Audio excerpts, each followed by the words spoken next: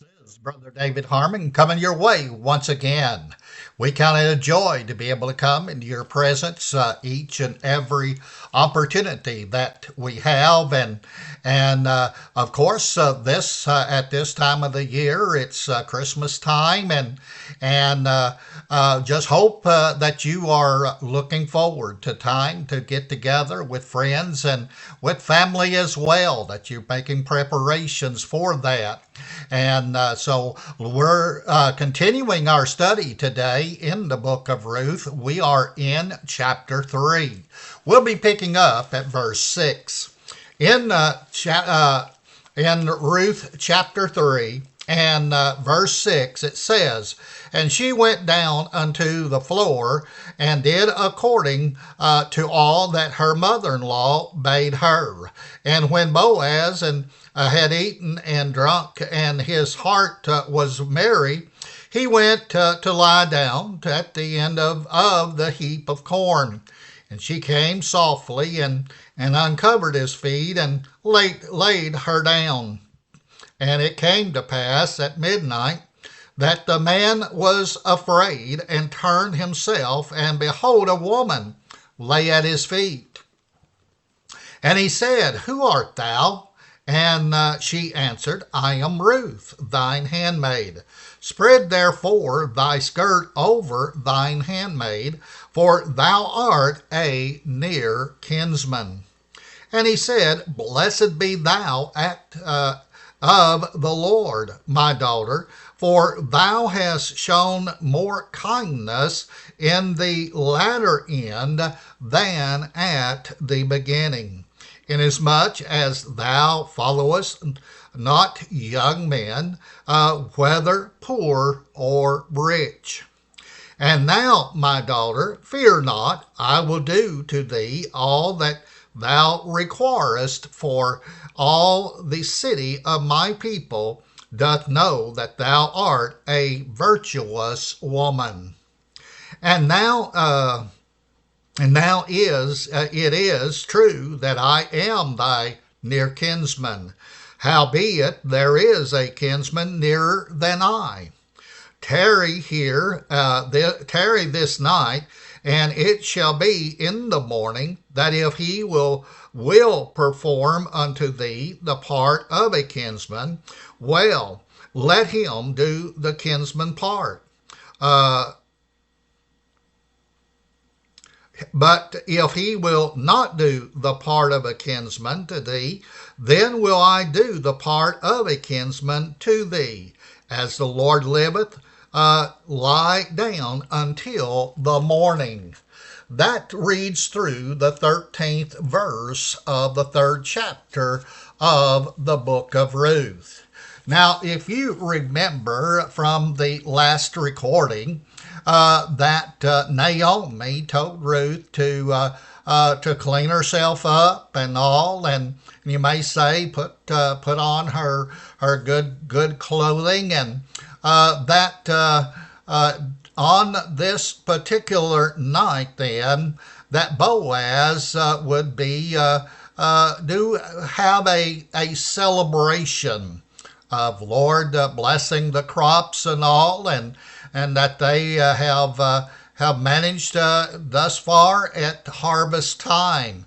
And so he would be at the threshing floors, threshing the grain there, and for her to go, and when he would lie down to sleep for the night, then to go in and to lay at his feet. And Ruth said that she would do as Naomi instructed her. So as far as this, I know that you and I, if somebody told a young lady to do such a thing, we would frown on it. But this was a custom in that day and time, and it was nothing immoral for them to do it. Simply, of course, especially if there was no sexual activity involved in it. And So it was, as I said, it was a harvest time, and it was a joyful time as well. It was a time that they, as I mentioned, did celebrate such as the blessings of the Lord. In Deuteronomy chapter 16 and verse 15, we'll turn over there, and we want to notice there then here in the book of Deuteronomy. In Deuteronomy chapter 16, and let me look again at my notes. Verse 15 is what we want to read. And it says here, says, 7 days shalt thou keep a solemn feast unto the Lord thy God in the place which the Lord shall choose, because the Lord thy God shall bless thee in all thine increase, and in all the works of thine hands. Therefore thou shalt surely rejoice. In other words, the Lord told them then to do this very, that is, as far as at the ending of the harvest time, there to have a time of celebration, rejoicing then for the bountiful harvest. And of course, in so doing, thanking the Lord God for blessing the crop and for having such a bountiful crop. All right, of course, today we don't understand this joyfulness by all means. For one reason of it is simply because so many just let the farmer and the big corporations then produce the crops that we do eat, or the food that we do eat then. That, in other words, then, they are not as many farmers and all. We don't have even as many small farmers as it was when I was a teenage boy. And so in our day and time, it is that we depend upon going to the grocery store more than the generation even before myself, especially before myself, we depend on the grocery store to go and to get the food, and we don't appreciate it as much as we would if we growed it ourselves, or if we raised the cattle and all, and milked the cows and so on and so forth. And so we definitely don't appreciate and understand then this time of celebration. All right. As Ruth, she did as Naomi instructed, and when after the time then of the day of celebration, or that evening, and all that, then Boaz, she watched to see where he would lay down to sleep that night.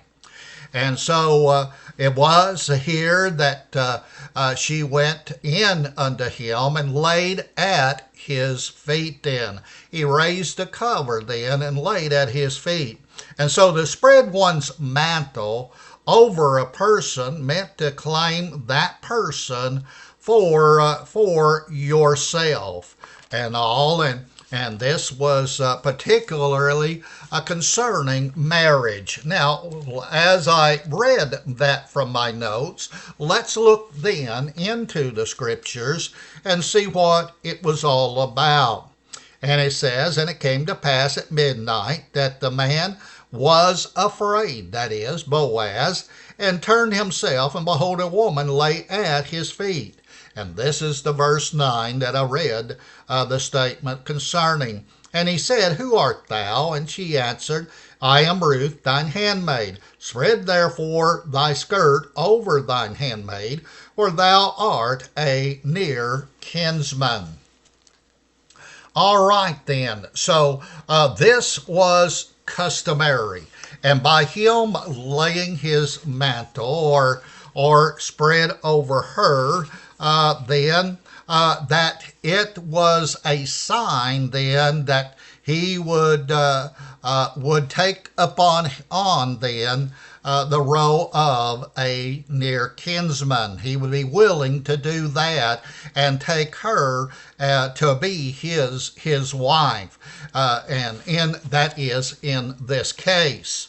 And so the near kinsman, of course, we remember, is one that is a near or one that hath right to redeem. Let's go to the book of Ezekiel, chapter 16 and verse 18. Ezekiel chapter 16 and verse 18.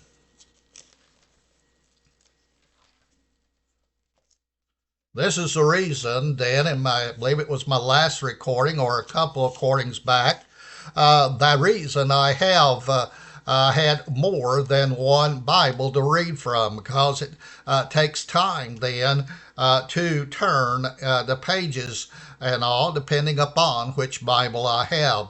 Ezekiel chapter 16 and verse 8 it is. All right. Here in Ezekiel chapter 16 and verse 8, he says, Now when I passed by thee and looked upon thee, behold, thy time was the time of love. And I spread my skirt over thee, and covered thy nakedness. Yea, I swear unto thee, and entered into a covenant with thee, saith the Lord God, and thou becamest mine. Of course, in this verse of Scripture is talking about God and his relationship with Israel, the nation Israel.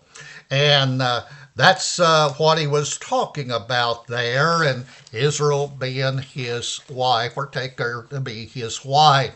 And so he was as we read there, is what was taking place here between Boaz and Ruth. Again, it was customary and all.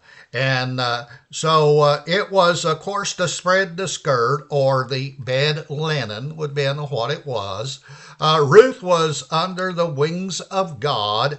Now she is under the wings of Boaz as well. It is like baby chicks then, hiding under a mother's hen's wings then, that he was promised then to take care of her and to protect her, is what he would do, as a mother hen would protect her children. And that's an illustration that Jesus used when he walked upon the earth here as well, and all of his love toward the Israelites, or the Jewish people, and all as a hen. He desired to be as a hen would be, mother hen, covering her wings over her chicks. All right. Now, as we move then to verse 10, and he said, Blessed be thou, the Lord, my daughter, for thou hast shown more kindness in the latter end than at the beginning, inasmuch as thou followest not young men, whether poor or rich. All right. What this verse is concerning then, here that Boaz, by Ruth asking him then to be a near kinsman then, or a kinsman redeemer on her part. Boaz, he no doubt was older than Ruth, and could have been a number of years. I don't know for sure. But anyway, by him making this statement then, that what she chose to do at this time was greater than in the beginning, or when she came with Naomi to Bethlehem, Judea. And that is that she was looking as well after the welfare of her mother-in-law and the love that she had for her mother-in-law. And here it was that Ruth, she could have had a young man, more her age, for a husband, and all, whether rich or even poor, and all that she could have chose would been, would he would understand then if she would choose then a younger person then to ask to be, especially even a near kinsman. If there was, and I'm sure if there was one out there that would be about her age, and or just to take another one to marry then. So as we think upon this, as Boaz was saying then that he counted a honor, and that it was on her part he felt like it was a greater thing than even her coming back with Naomi then, and her love toward Naomi. All right. So then he said that your kindness in the latter end than at the beginning. Verse 11 now. And now, my daughter, fear not, I will do to thee all that thou requirest. For all the city of my people doth know that thou art a virtuous woman. So it says here then, as we see concerning Ruth, she chose Boaz instead of a younger man.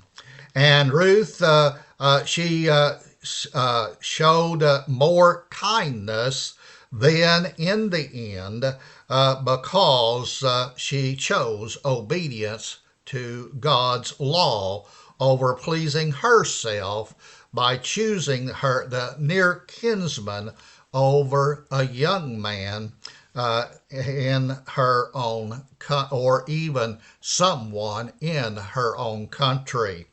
Boaz, then, we see in verse 11, agrees to marry Ruth as God so instructed them. And Boaz said that she was a virtuous woman. So this spoke very highly then of Ruth, and all that she was a very respectful woman. She wasn't a harlot. She wasn't then one that was even a flirter or nothing like that. But she conducted herself very well. And even in what she did this particular night then, still spoke well of her. All right, verse 12. And now it is true that I am thy near kinsman, howbeit there is a kinsman nearer than I. So Boaz was saying here then that there is another kinsman of Naomi's husband, Elimelech, I believe, and that there's one that is closer to as far as a kinsman than I am. Now he has the first right then, to carry out the act of a kinsman redeemer. So she says, I'll go and I'll talk to him tomorrow. I'll talk to him tomorrow and see what if he wants to be the kinsman redeemer. And if he does not, then I will be your kinsman redeemer. Okay, now verse 13.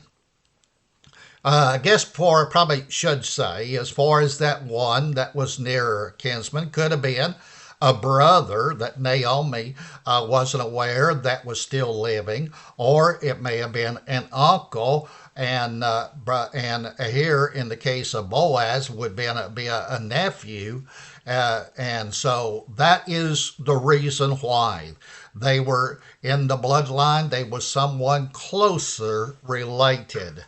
Now, verse 13. He says, tarry this night, and it shall be in the morning, that if he will perform unto thee the part of a kinsman, well, let him do the kinsman part. But if he will not do the part of a kinsman to thee, then will I do the part of a kinsman to thee. As the Lord liveth, lie down until the morning.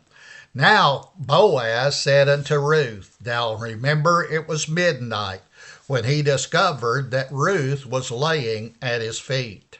It was the middle of the night in essence, and so it's in the middle of the night then, and he told her then to remain there with him until the morning, or anyway until at least that it would be some daylight hours, and so it was simply, the simple reason would be in there that not that Boaz was going to do something immoral and not in agreement with God's will.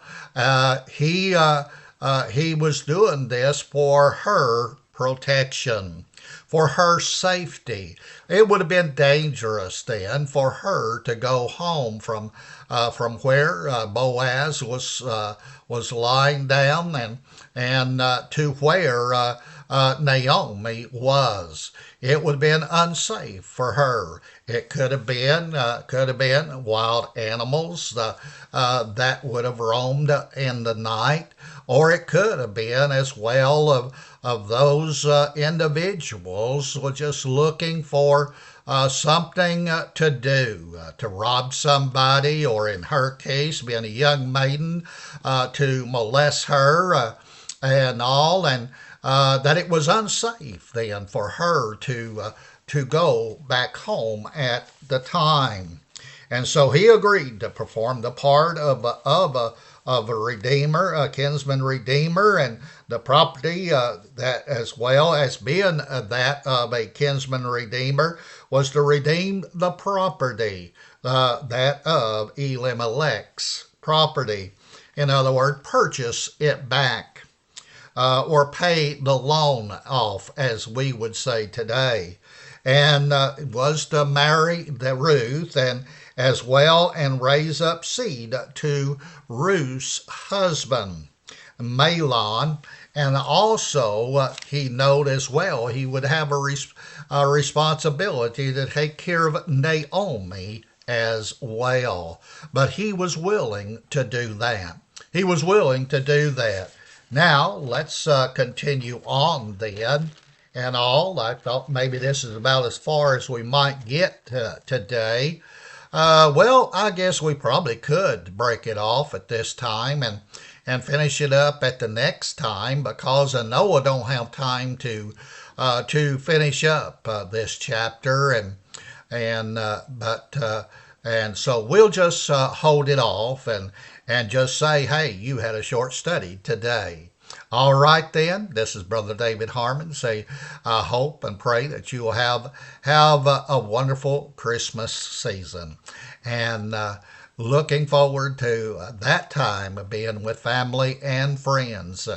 And may the Lord bless you throughout the week, and may you have a wonderful and a glorious day today.